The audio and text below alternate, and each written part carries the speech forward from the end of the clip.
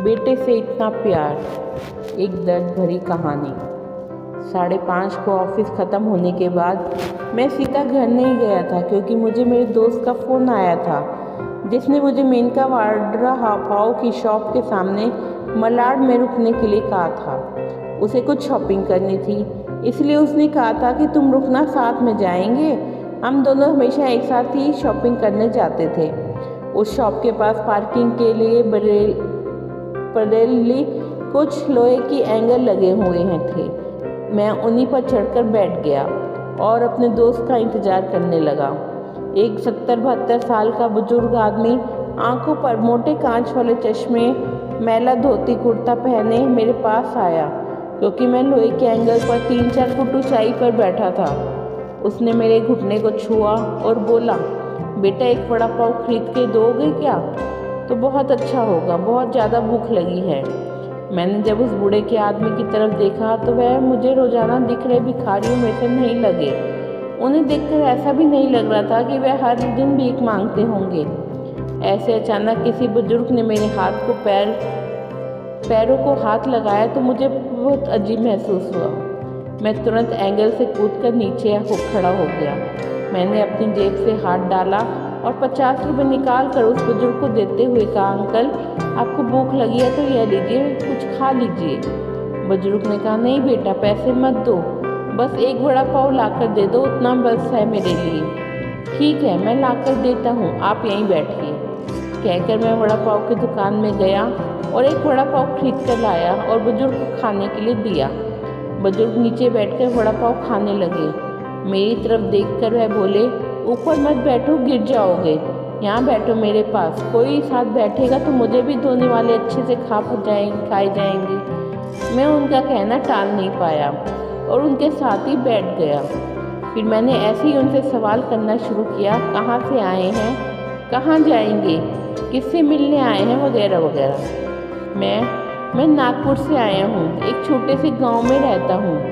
यहाँ मुंबई में मेरा तुम्हारे जितना उम्र का एक बेटा है, एक बड़ी कंपनी में इंजीनियर है, उनसे मिलने आया हूँ। 2 साल पहले उसकी शादी हुई, लव मैरिज। वो पढ़ी लिखी है, नए विचारों वाली। उसे सास ससुर यानी कि हम पति पत्नी गवार लगते हैं, इसलिए हमारे साथ रहना उसे अच्छा नहीं लगता। इसलिए बेटा जब अलग रहता है यहीं मुंबई में 2 सालों से। परसों मेरे इस मोबाइल पर उसका फ़ोन आया था, कह रहा था अमेरिका में नौकरी मिली है उसे, बीवी को लेकर जा रहा है अमेरिका 10 साल के लिए। यहाँ मुंबई में था तो 6 महीने में एक बार आता था हम बूढ़े बूढ़ी को मिलने के लिए। अब इतने दूर प्रदेश जा रहा है, एक बार मिलने के लिए आओ बोला तो अब समय नहीं बचा है, परसों फ्लाइट में बैठकर जाना है कहता है। अब 10 साल के लिए जा रहा है, पता नहीं तब तक हम जिएंगे या मरेंगे, इसलिए सोचा खुद ही जाकर उसे मिल लेता हूँ। कल शाम से एयरपोर्ट को ढूंढ रहा हूँ, लेकिन वहाँ के लोग कहते हैं कि इस एरिया में एयरपोर्ट तो है ही नहीं। बुजुर्ग ने एड्रेस वाली चिट्ठी मेरे हाथ में देते हुए कहा। उनकी बात सुनकर मैंने कहा, लोग सच कह रहे हैं, एयरपोर्ट यहाँ नहीं है, सांता क्रूज में है। बुजुर्ग ने मेरी तरफ देखकर कहा, लेकिन परसों जब बेटे का फ़ोन आया था तो उसने यही पता लिखवाया था मुझे। लगता है ये फ़ोन भी ख़राब हो गया है, फ़ोन ही नहीं आ रहा है बेटे का।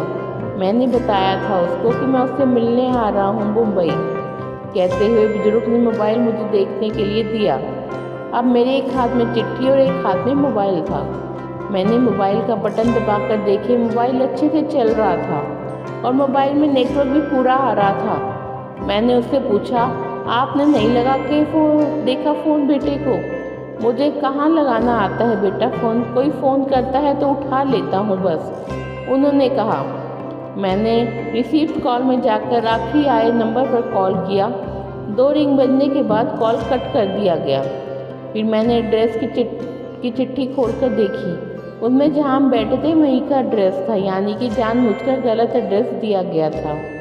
मैं समझ चुका था कि गलत पता देकर लड़का अपने माँ बाप को टाल रहा था और अब वह उनका फ़ोन भी नहीं उठा रहा था। मुझे यह भी मालूम पड़ चुका था कि वह जिस प्लेन में सवार हो चुका था वह प्लेन कभी भी उसके माँ बाप की दिशा में उड़ने वाला नहीं था। तब तक मेरा दोस्त वहाँ आ गया और बोला चलो शॉपिंग करने चलते हैं। मैंने उसे 2 मिनट रुकने के लिए कहा और मैं बुजुर्ग की तरफ देखकर सोच में पड़ गया। मैं समझ नहीं पा रहा था कि अपने बेटे की तरफ से होने वाली धोखेबाजी को यह बुजुर्ग समझ नहीं पा रहे थे या खुद को बच्चा जान के साथ ऐसा व्यवहार कर सकता है वह स्वीकार नहीं कर पा रहे थे। मैं बुजुर्ग से बोला, अब तक तो आपका बेटा जिस प्लेन में बैठा है वह उड़ चुका होगा। मुझे नहीं लगता कि अब आपकी उससे मुलाकात हो पाएगी, इसलिए अच्छा होगा कि आप वापस अपने घर लौट जाएं और आंटी भी आपका इंतज़ार करती होंगी। मेरी बात सुनते ही अगले ही क्षण उनकी आंखें भर आई। आंसू भरी आंखों में वह मेरी तरफ देखने लगी। घर जाने के लिए भाड़े के पैसे देते हुए मैंने उनके हाथों पर रखा और पूछा, अंकल मैं कब से आपके हाथों में ये डिब्बा देख रहा हूँ, क्या है इस डिब्बे में? मोतीचूर के लड्डू हैं, मेरे बेटे के पसंद के, उसकी माँ ने भेजे हैं उसके लिए खुद बनाकर। बुजुर्ग ने कहा कि किसी खंजर से मेरे दिल का चीर कर मेरे अंतःकरण को लहूलुहान कर दिया हो। ऐसी मेरी हालत हो गई। मैं निशब्द होकर बुजुर्ग की तरफ देखता रहा और वहीं बैठा रहा। ये भाई चलना, देर हो रही है। मेरे दोस्त की आवाज़ कानों में पड़ी तो मैं होश में आया और ऐसे ही उस भीड़ में पीछे पीछे चलने लगा।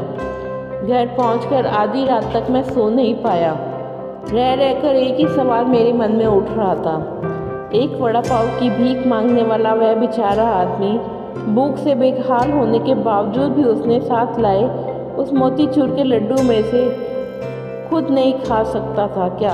अपने बेटे से इतना प्यार। आपको ये कहानी पसंद आए तो चैनल को लाइक एंड सब्सक्राइब ज़रूर करें।